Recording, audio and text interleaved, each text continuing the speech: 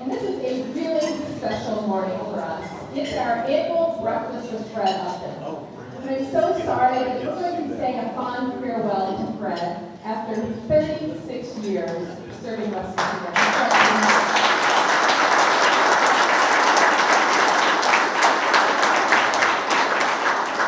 Fred has been such a great friend of Holland and the West Michigan business community.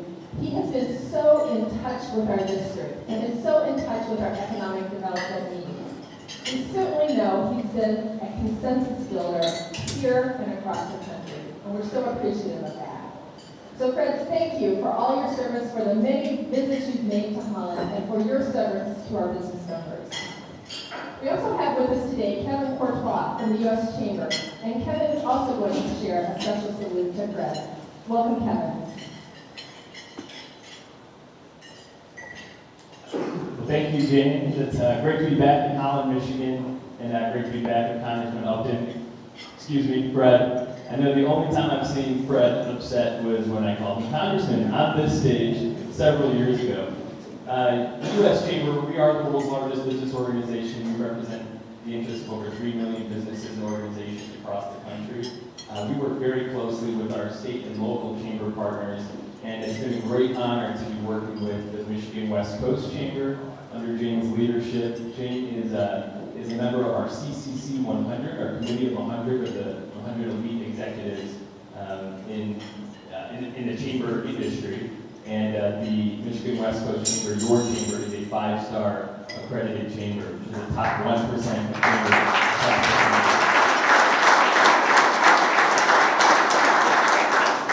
and very well deserved. Thank you for your leadership across the chamber industry, Jane.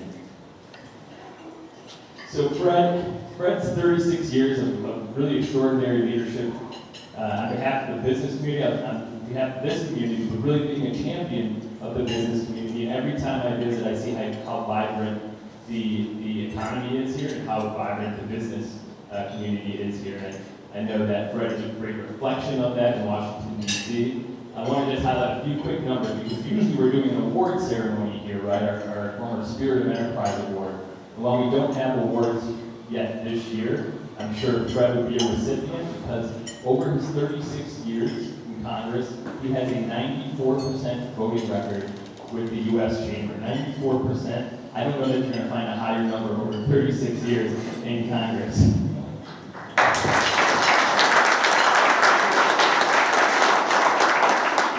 And beyond the substance of what Fred was voting on in Congress to help grow the economy, it's really how he got things done. I think the number to be very proud of too, when we started scoring the bipartisanship score a few years ago, Fred was the inaugural winner of our Jefferson-Hamilton Bipartisanship Award. He had a 97% bipartisanship score in Congress, one of the highest in Congress, which is a reflection of his willingness to work across the aisle and to get things done. I think I was reading how Fred kind of worked for Ronald Reagan, and likes to live by Ronald Reagan's motto that it doesn't matter who gets the credit as long as the work gets done. And I think as a business community, we can all relate to that and appreciate that style of leadership in Washington. If I can take my chamber hat off for a second, on a personal level, as in a family with rare disease, I want to thank you for your work on the 21st Century Cures Act. It is making a difference, major investments in helping people and families who are suffering from rare disease. I think you're an extraordinary congressman, but also an extraordinary man, and you've led with integrity and with your heart, and we appreciate it. I definitely appreciate that. And on behalf of the U.S. Chamber of Commerce, thank you, Fred. Thank you for your years and years of outstanding leadership on behalf of this community, especially the business community. Thank you.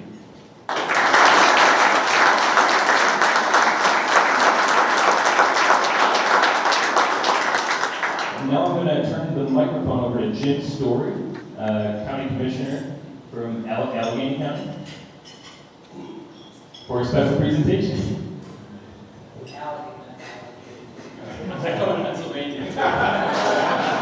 And to make me work in Houston or in Ottawa County. So, I am Jim Story, and this year I'm the chair of the Allegheny County Board of Commissioners.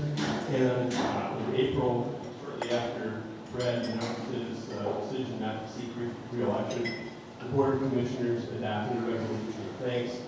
Been told very succinctly, to keep it very succinct. So I'm just going to read a couple of phrases from it. And after acknowledging all of the many services we provide in our big county, this phrase, be it resolved by the Allegheny County Board of Commissioners that it extends its thanks and appreciation to Representative Fred Upton for his stellar service on behalf of this county and its residents. And be it further resolved that the Board of Commissioners extends its best wishes for many years of satisfactory reflection to Fred Upton for his accomplishments as our Congressman. Thank you very much, Fred.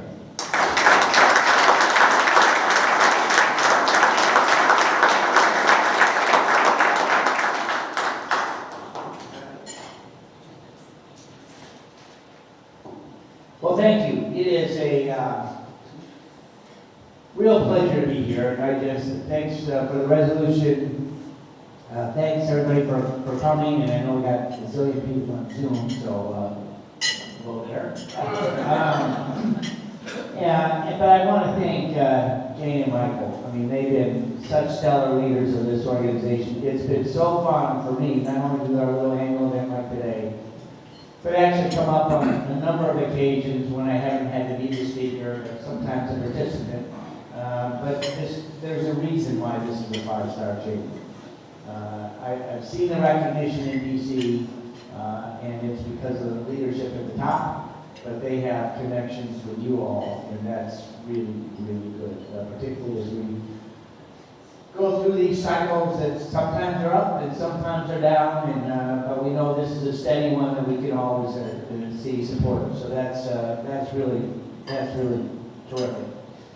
So as many of you, so as all of you know, I'm not running for re-election. This is not a political speech. It never has been when I've been here. But I was so blessed. You know, the districts changed over the last 36 years. I've had 4 different districts. Used to go up to Grand Haven. Used to have Coldwater. In the last couple of cycles, it was literally a perfect square in Southwest Michigan. And Kalamazoo to St. Joe, where I live, St. Joe Ben Harbor, and always part of Holland, whether it be that Allegheny part, I don't remember that. But it's it's going up to Grand Haven, but it was hardly gerrymandered. It was a really well constructed, diverse district in so many ways, but it really was a microcosm of the country. Something that we can all be proud of in so many different ways. Not only large and small business, but ethnicity, people of color, it worked. And I was delighted to represent it for all these different years. And what I hope was a very responsible way of listening to folks and trying to learn as much as I can and truly be a representative for all of the people. In Michigan, when we've lost a population, and we had this new thing happen where we had a group of individuals write the new districts, and quite frankly, it was against the rules if they had anything to do with politics in the past. It could not be a legislator, they couldn't be even a precinct delegate. People like me, we couldn't even weigh in. You're splitting up St. Joe and Lakeshore. You're splitting up St. Joe and St. Joe. You're splitting up, couldn't even weigh in. And so for the first time, we had this panel do this, unlike what happened before. We had a legislature often divided like it is today, a Democratic governor and a Republican legislature. But in the past, when we've had it, they worked it out, and things happened. Court challenges or whatever, but at the end of the day, it happened. In 2012, Michigan lost either 1 or 2 seats. I quite frankly can't remember. But it was the state legislature, then Governor Snyder, Republican House and Senate, the Republican U.S. or the state Supreme Court, and they came up with a plan that was 7 Republicans, 7 Democrats. That's sort of like what Michigan is, right? It's always pretty close. And the Democrats didn't challenge it in court because I guess they thought it was fair and was drawn in a responsible way. And that's how we proceeded. So this new panel created this new congressional map. We again lost a congressional seat. But now they created 2 open seats. No incumbent member of Congress lived in either one of those 2 seats. And then they took my county of Berrien, which has never been split up since statehood, and they put even Upton Middle School in St. Joe with Lake Erie, 250 miles away. They split up my hometown and changed things dramatically, and it's like, come on. But I couldn't even weigh in, I couldn't even comment, and it is, the judges went along with it, and it is what it is. And my wife and I made the decision that, 36 years, we've got other things to do. I'm not going to read, I am going to take some golf lessons. But I'm not going to be challenging anyone for a little while. But we'll be doing other things. But I've been so blessed. I guess the bottom line is that I asked Michael to give me a little signal about 8:30 to do questions. I've been so blessed to really have a district that has supported policy over politics. I've not been afraid to work with my colleagues on the other side of the aisle, as Kevin said. But really, Reagan gave me, Reagan. I got so many memories of him because I was in charge of congressional affairs at the Office of Management and Budget for a number of years, had weekly meetings with the president. And I remember the first time that I met he chased me down the hallway, pushing my hair out of my forehead. He was a lot bigger than I am. He gets always out with guys living with guns, and I was like, I'm not going to, doing what my dad always wanted to do. it's been a fascinating journey. It really has. So many different accomplishments. I've been blessed with a wonderful staff. Two of them are here today. Mike Ryan, who some of you know, and Dale Sugars, who runs my Kalamazoo office as well. Dale's going to take me back to Grand Rapids. We have votes this afternoon, so we know about the detours getting over there. At least I do. He'll be driving, but I'll be the backseat driver in the front seat. But it's been a great ride, and I've been just, again, so fortunate for a district that has been willing to say, get things done. We don't really care if you have an R or a D next to your name. Just get things done. That's what we want you to do. And some good news. How much time did it have already? I got 10 minutes. So I'm going to hit about 5 quick issues. Problem Solvers Caucus. I talked about that here before. This is a group we took some new members in this last week. So we have 60 members. This is a bipartisan group. 30 Republicans, 30 Democrats. I think we have 6 now for Michigan that are in, again, both sides of the aisle. And we meet literally an hour or two every single week, either in person or on Zoom. Last week we had the chairman of McDonald with us for a little while after we did some business. But this is a group that we've succeeded in changing the rules of the House, and we vote as a block when we decide on issues we want to do. And, you know, immigration is one. And I got to say, President Trump challenged the Congress years ago to do something on immigration. Said, Congress, do your job. We haven't done it. Said, send me a bill that's bipartisan that we can do a number of things, which included border security. That's an important element.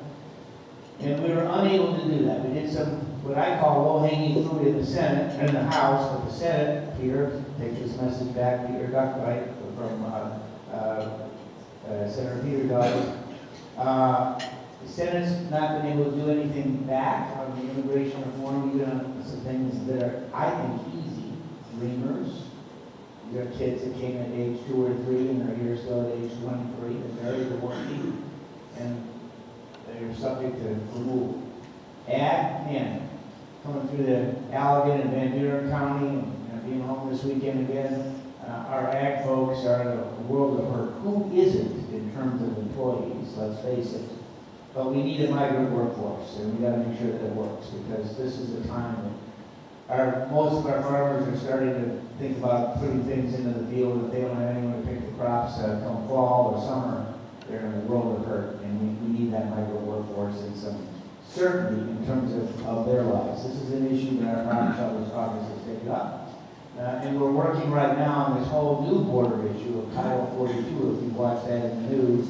But that could be a real release of folks that will try to get into this country again, that would actually triple the numbers coming in from the southern border without some type of fix. And we're working, that'll be one of the issues that we're again working on this week.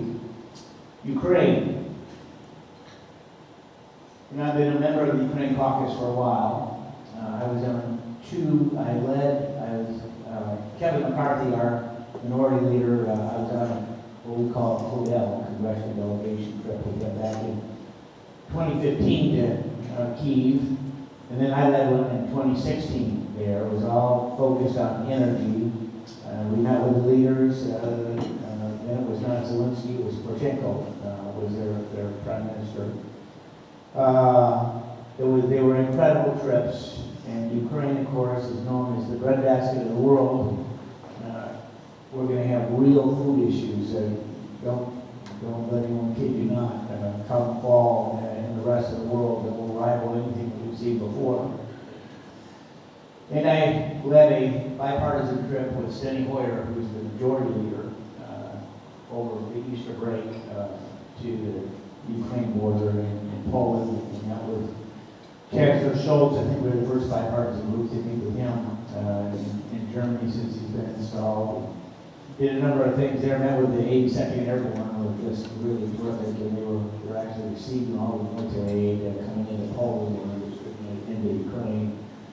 But I tell you, and I've got a relationship with a number of the parliamentarians from Ukraine that I have almost weekly contact with, and it's just You know, we've all seen these, the footage, just breaks our heart, just absolutely does.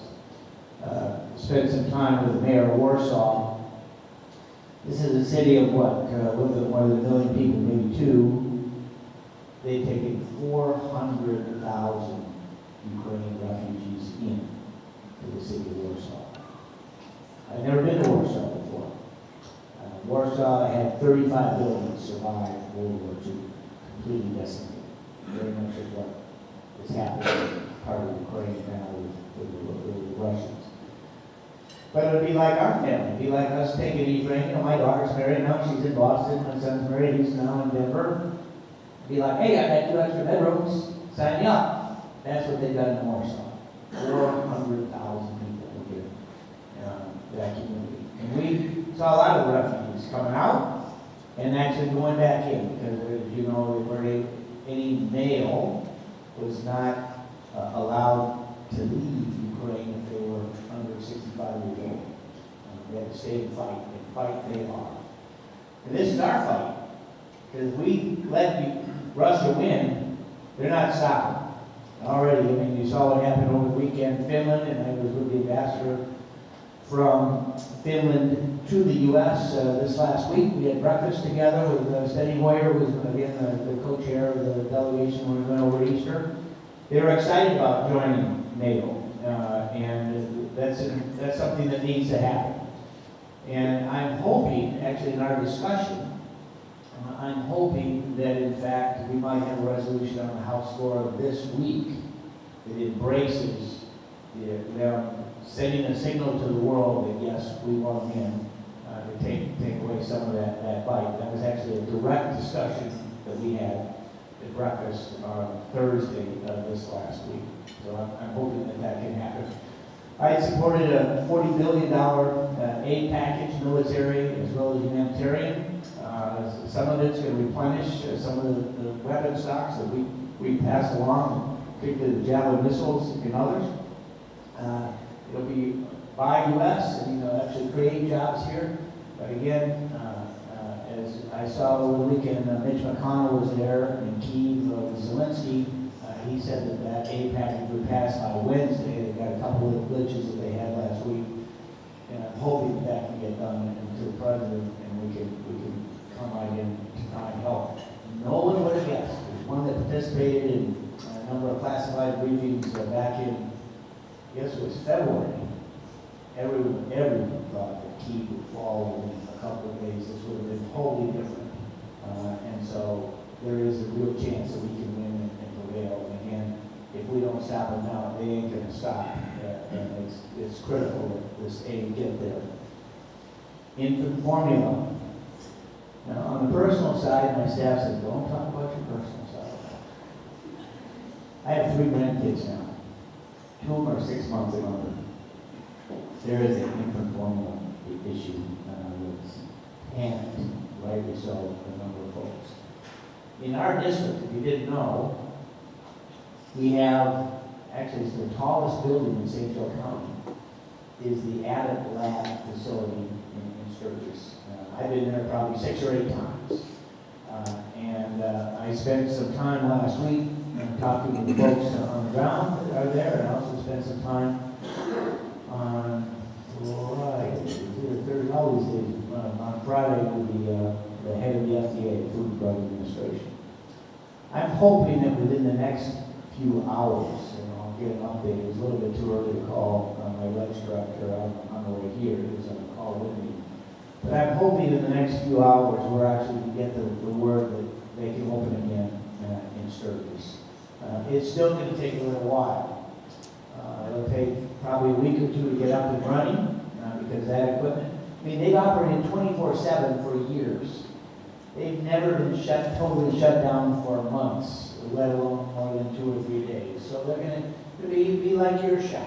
I mean, turn on the lights again. We got to make sure this is all clean, and we got to get up and running. So it'll take a week or 2 to get started. They paid all their employees the entire time, so it's not like they've gone someplace else. And then, of course, as they make this, they've got to test every batch. They test every batch, and they store it in case there's some type of issue. So that takes a little while as well. and then to get it to the shelf, wherever you shop, CVS or wherever it might be, it'll probably ultimately take 6 to 8 weeks to actually get there. So I think we're going to have some votes this week. I heard the speaker yesterday Speaker Pelosi yesterday on the news talk about us waiving some of the issues with imports from other countries. That'll happen. Should be a no-brainer. But we got to send the signal now because people are panicked. People are driving literally to Mexico and bringing it back. And you've got, there's a little issue of hoarding, just is there that you all would know, oh, there's extra supply, I'm going to get it for my kids. I got the label on my phone, but I know what to look for. But there's a real rush, and obviously the kids have to have this. Infants have to have this. So I look forward to having that done. We're going to have a hearing next week in the Energy and Commerce Committee, a week from Wednesday, and hopefully things are up and running, and so we'll see. I actually may be at the site. We're actually out of session next week, so the hearing is going to be on Zoom. So that I may be standing outside of the plant, literally asking questions of the people that are there as I be on the oversight subcommittee.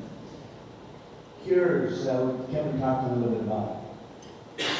Just a reminder, when I chaired the Energy and Commerce Committee, our big legacy issue, the issue that we did a lot of things. We actually sent more than 200 bills to the president to be signed into law. Obviously, all bipartisan, since President then was around, moving through the House and the Senate. But probably one of our biggest issues is 21st century cures that sped up the approval of drugs and devices. We coupled it with $45 billion more in health research money so we can find the answers to whatever disease is out there. We have 7,000 diseases, 500 cures. We made some remarkable success. Sickle cell, we've now identified the gene that we can bring out that actually solve that. Cystic fibrosis, we can now fix maybe 90% of the kids that have cystic fibrosis. A disease that I can remember a few years ago, most folks didn't live beyond age, didn't get out of teenage years, as you lost literally about a third of your lung power every year or two. All of a sudden now we have people who are in their 30s. It looks like it will go way beyond that as continued research. Alzheimer's is going to cost Medicare $1 trillion before the end of this decade in terms of funding, in terms of taking care of people. And that's a terrible disease, not only on the individual, but also the family themselves as they watch. I heard about one of my friends over the weekend who has early advanced Alzheimer's. I think she's in her 40s. She has it. It's not good. So we're going to find the answers to these because of what President Obama will sign our bill. It's passed 392 to 26. Yes, Justin Amash voted against it. It was one of the 20. I have a list of 26 on my desk. I know who they are. But we have, I have a good memory. We're working on Cures 2.0 right now. We had a hearing a couple weeks ago. We got a markup this week on many of the elements that we have in there. One of them is called ARPA-H. This is Advanced Research for Health. It was one of Joe Biden's real initiatives that he gave in the State of the Union speech a year ago. It's set up really like DARPA. DARPA's Defense Advanced Research, and did remarkable things. I think it was set up in the late 50s. We actually met with some of the founders of DARPA and try to get their independence. This is going to be a new group that actually can provide maybe those breakthrough therapies or drugs that can be approved to solve some of these diseases that might otherwise stay on the shelf for a couple of decades and never really see a lot of advancement. Oh, there's only 50 people that have this or whatever it might be. And we funded it. We did the funding bill in March, keep the government open, and finish this fiscal year. $1 billion is included for ARPA-H now.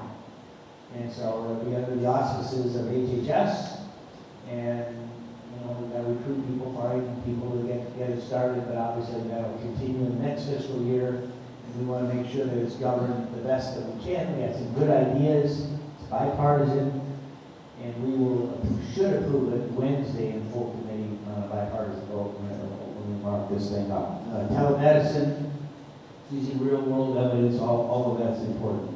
That's right. Last thing is energy. So I serve now on the top, we have term limits, so I can only be the chair of the Energy and Congress Committee for 6 years. I'm now the top Republican on the Energy Subcommittee. So we had a lot of different hearings, but we see these gas prices, we see what's happening with Russia, with Ukraine, with what's happened. I've always supported all of the above, from safe nuclear to clean coal to fossil fuels to wind and solar, all those different advances. It's got to be part of the mix as we look forward. And now it's more critical than ever before, particularly with what Russia's doing. We made a few stops last month on my Codell. We met with the Prime Minister of Greece. He's actually going to address the Congress this Wednesday. It's going to be remarkable. I got to met at his house for an hour. He actually studied at Stanford. Went to Harvard after that. Just a remarkable guy. They know the importance of what they can do. They have to connect, I can't remember if it's kilometers or miles, 100 miles from the north end of Greece, that they can push into some of that eastern bloc of nations to help with LNG, which helps them take away the Russian input. And that should be done this fall. I think we'll probably talk about that when he talks to the Congress on Wednesday. But we have to do it. We're so blessed as a nation to have these reserves. We got to help the rest of the world, but it also creates jobs here. It also creates, supply and demand. The more supply we have, the better it is for prices. Not only for businesses creating the job, but obviously the people that need, whether it be gas or gasoline or whatever it might be. So, time to start questions. Last thing. I have on my website, which you can remember, upton.house.gov, real easy to remember. I do a kitchen table report almost every week.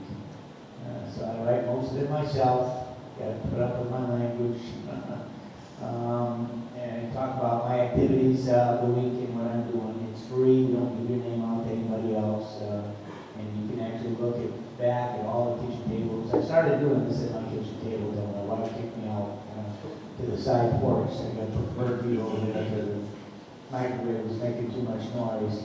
But it really started with the COVID issue and how we were dealing with it, and I wanted to let people know and get updated. You can link to different articles. So if you're not, how many people here actually look at kitchen table?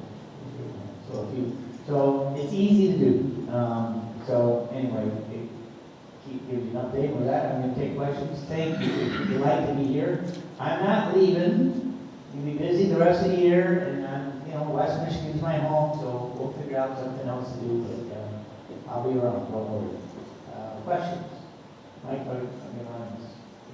if people want to, just because I know it's on, do we need another mic? Well, I'll just be rolling mic. Oh. No, we're Yeah, right. Thanks for your years of service, first of all. My father appreciated conversations with you 30 years ago. You mentioned energy, you mentioned clean, safe nuclear. I read just a little bit. You probably are more privy to the technology. What does that really look like? Is it as clean and safe as they are presented to be? So, there's actually some really good news with nuclear. And we've been pounding the NRC, the Nuclear Regulatory Commission, for a number of years. They come and testify before our committee. There's something now called a small generator reactor. Literally, it can fit in this room for sure, and it can power all of Grand Rapids. And so they're looking at doing multiple things. Now remember, with nuclear, there's no carbon emissions. Now we have to deal with the waste issue, and that's been an issue for some time, and I've been working on it. Actually, Reagan, before I was in office, signed the Nuclear Waste Act, and by now we thought that we would have a site that would be open and taking waste. So we have it down in Cook Plant, We have it at Palisades. Actually, Jim, where's Jim's story? Jim, before he was county commissioner, he actually worked at the Palisades lab for a number of years. And we have it at the Big Rock facility, which has been closed for, I don't know, 20-some years. And high-level nuclear waste is stored. You know, baseball throw or two, baseball throw or so, from Lake Michigan. And it's going to be there until we find a permanent place for it. Every one of our nuclear facilities is in an environmentally sensitive area. They have to have water. They have to have access to water. And so it's safe while it's there, but when they designed it, no one thought it would have to be there maybe hundreds of years until we get this site, Upton, which is where we spent nearly $20 billion to get ready. It's still like year one of an 8-year plan to get done. So, but the next advancement is smaller reactors. We're hoping that they get approval soon, or we've been hearing that for a number of years, but maybe before the end of the decade, we'll see it. One of the detriments for new nuclear was, frankly, LNG gas was so cheap. So I hope get a new $1 billion facility that's going to be online really within the next couple months down in Niles. Imagine what that does for the tax base in Niles. No longer my district, but it's going to be, you know, it's a good thing. So it all has to be safe. It has been. Our NRC, I mean, they're NRC employees 24/7 at every one of our facilities, as they should be. But we're seeing a number of plans to retire, so we know Palisades is close. Actually, the infrastructure bill will be good. There's $6 billion to try and keep some of them open a little bit longer. I don't know if it'll work for Palisades or not. A lot of good questions have to be answered. I know that the governor of Michigan, but also in California, the governor of California wants one of their 2 closing plants to maybe stay open for another decade or so, and maybe we'll use some of this money, knowing again that there's no emissions. But one of the issues is, like we have in Palisades, their nuclear rods, it needs to be refueled. There's a supply chain issue, and a lot of it comes from Russia. So, a lot of questions we ask. Somebody had a question over here. Hold on. Look at the camera. Put your back to the audience. Al, good to see you. Good to see you too, Fred. I got 2 questions. First one is, Greece is thinking of not supporting Finland. Turkey. Okay, yep, Turkey is there. And my second question is, we hear a lot of stories about the Russian army not being as sharp as what they say they are. You could tell some stories. So, questions were, so for NATO entry, all 30 nations, maybe it's 33, have to be unanimous for a new entry. So we saw that with, last number of years. So this is new, Finland and Sweden. And so the Turkish Erdogan, who's either the president or prime minister of Turkey, voiced some objection. They have a little issue there called the Kurds, which he doesn't appreciate. And I saw the Finn ambassador to the U.S. on TV yesterday. I think we'll get through it. I think it'll be unanimous to get them in. Now, Russia, of course, is threatening. Don't do this. It'll take a little while. Maybe as short as a couple weeks. But we'll see how things break, which is why I think a resolution would be just as, I think the Senate actually votes on this. But we in the House don't. And so our vote would be just as sense of Congress in support of them joining to send a signal to the rest of the world. In terms of Russia, so I reported again over the weekend that maybe 1/3 of their troops were either killed or taken out of. They weren't trained very well. A lot of these were real kids that were 17, 18 years old. Again, they thought it would be a week. It's been about 80-some days so far. So they were shown to be a pretty hollow force, but man, are they brutal. And they brought in, they've taken a lot of their troops that were in Syria. And again, if you remember watching the videos, it's not so much on the news anymore, but Aleppo, they just made it into a pile of concrete, just rolling. And that's what Russia is trying now to do in Ukraine. What a beautiful country. I mean, it just breaks your heart. And of course, the famine issue, they provide, I think, nearly 40% of the world's wheat. So whether it's been already India over the weekend, put a ban on export of wheat. But if you think you have a refugee crisis now, just wait till Northern Africa and other countries that can't make bread, move north. It'll be an issue that will just be almost unsustainable. So, and again, for those farmers, they're not putting anything in the ground right now, and of course they can't ship anything out. Odessa is next in terms of, that harbor's been mined. That's got to be reopened, which is why this $40 billion that the Senate should take up, what we did earlier last week, is so critical to send the message to our allies. That's one of the things that we saw when, particularly when we met with Chancellor Scholz in terms of sanctions. I mean, this has strengthened NATO more than anything before. So it's an exact boomerang of what people was expecting. Fred, we have time for one more question. Oh, you got the mic over here. Fred, thanks again for joining us. Could you maybe touch on one of your proudest moments or two, and then conversely, a big regret? Well, it had to be with cures. I mean, you just, when I got out of the health subcommittee in '94, I guess it was, I didn't realize that you see every group that has any type of disease wants to come see you. Cancer's impacted my family, diabetes, all those different things. But you see them all. And what can you do? I mean, you feel like maybe a disciple or something, you want some blessing to help people get through that pain. So cures had to be it. Then we brought in some of those impacted families and kids. Actually, they were part of the signing ceremony. So that was really, really special. And again, a big bill that took like 3 years after. And we really relied on Joe Biden to get it done. I mean, he was our help in the White House. So without him, it wouldn't have happened. Without anybody. We survived the filibuster in the Senate. And just to give you a little story, one of our ideas was to have, then he was vice president, and any vice president would be the presiding officer in the Senate. And he said, we want you in the chair.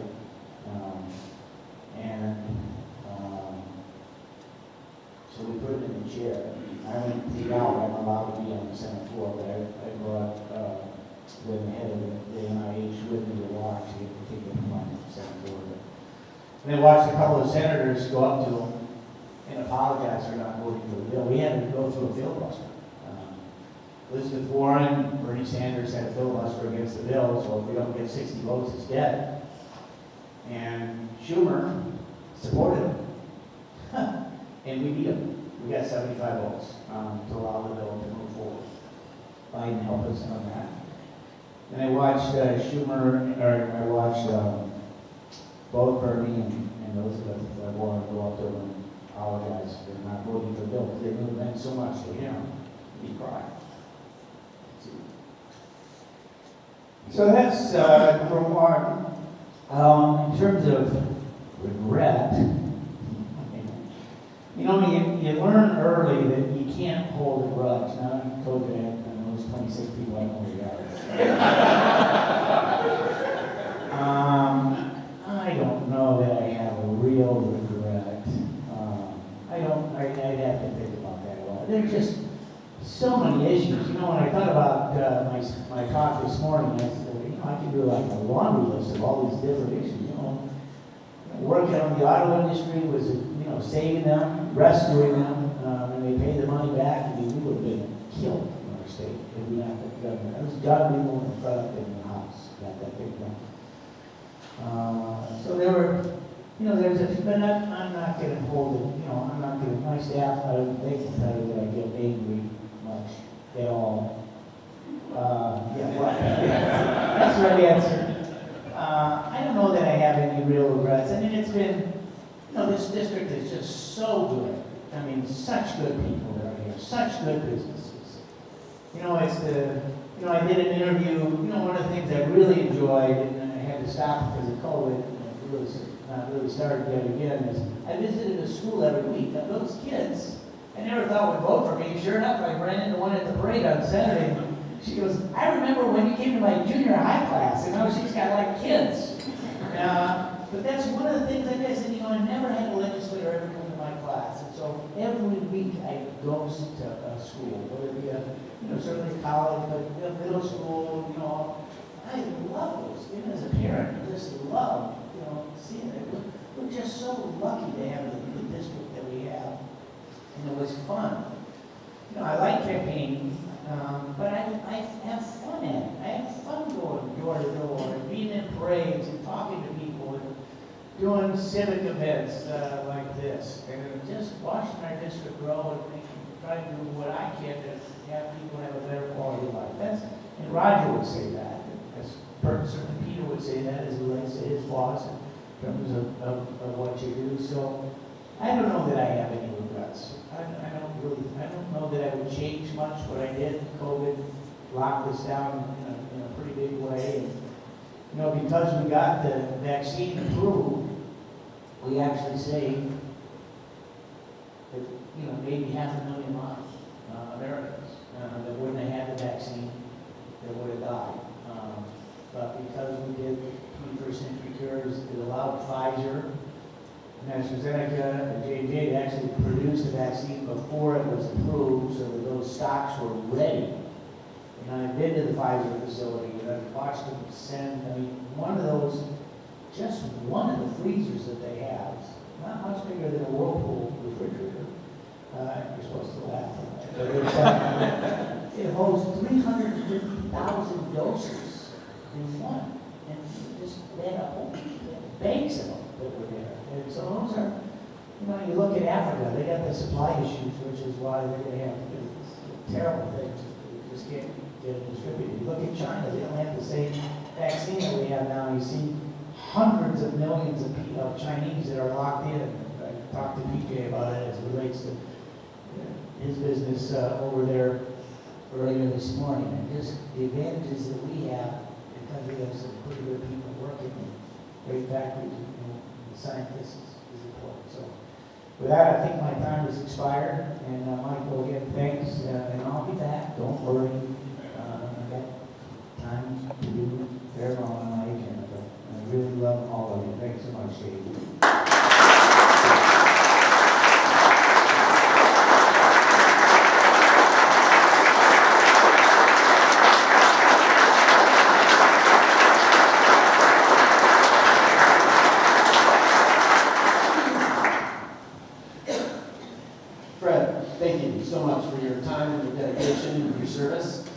We have two brief updates before we're going to wrap up. We're going to go a little bit long today, but I think that's just okay. First, we have Peter Dinkow with us to give us a brief update on what Senator Gary Peters is up to in Washington. Surprise, Peter, you're speaking this morning. And then we're going to wrap it up with Senator Roger Vickery for a brief state update. Well, thank you very much, Mike. And I'm going to be extremely brief because we needed to hear what we heard from Fred. So, thank you, Fred.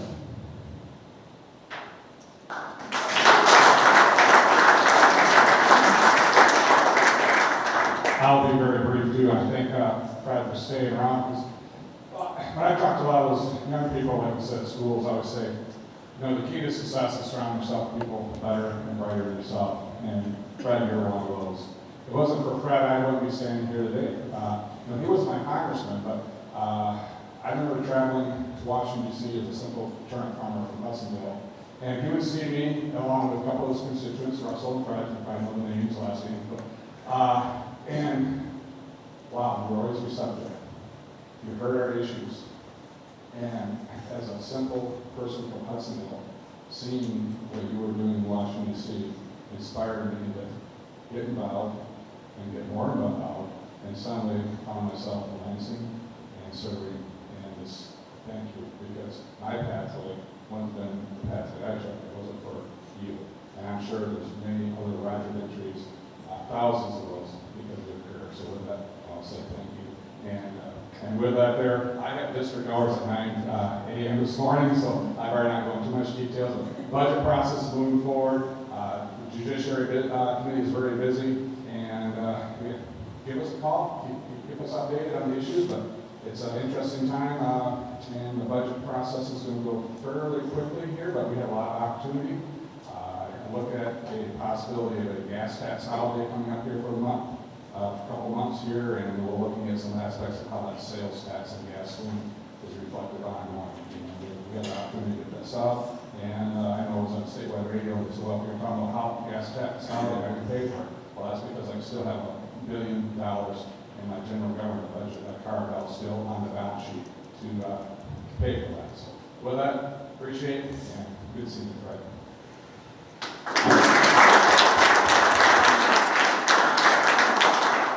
Thank you very much, Senator Victory. Once again, Fred, thank you so much for being here. That was a great kind of segue to what we're going to talk about next month is we're going to from our candidates that hope to be the next Fred Uptons, the next Roger Victories. So please join us for our last session of this season next month, when we're going to hear from our candidates. And we appreciate you all being here today. How about one more round of applause for